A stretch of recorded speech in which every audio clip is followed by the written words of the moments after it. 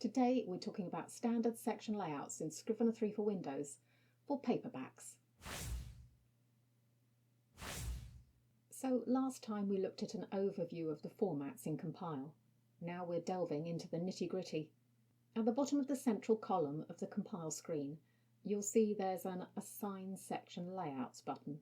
Click on that and you'll get a new window pop up.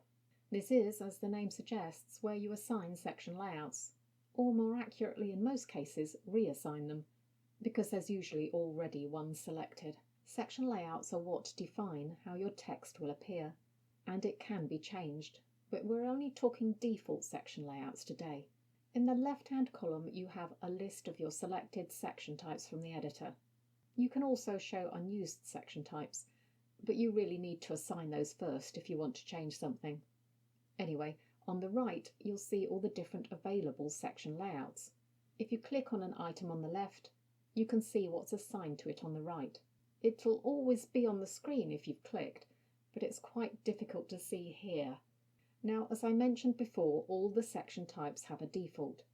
So to change that default, you could change the section type. But honestly, it's much easier just to say you want chapter heading to be assigned to a different heading style or section layout simply by clicking on it on the right.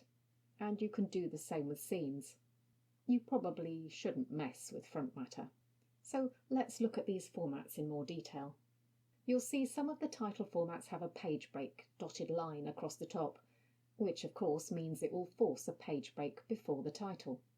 Some of the title formats have part or chapter plus a number in various formats. These are automatic titles that have nothing to do with the binder and will produce consecutive numbering. Some of the title formats also have section title as a subtitle or a main title. These are the formats that will take your title from the binder. So if you only want a binder title, choose one with only section title included. But if you want chapter whatever plus the binder title, choose a combination one. You'll also see how some have a title with text. These, I think, are mainly intended for non-fiction, but underline the importance of thinking carefully about your binder formatting and how you want things to appear. So click on the layouts you want and OK, and the representation in that central column will reflect the changes you've made, although they won't necessarily show every last detail. Next time we'll have a quick look at the differences in the section layouts for ebooks.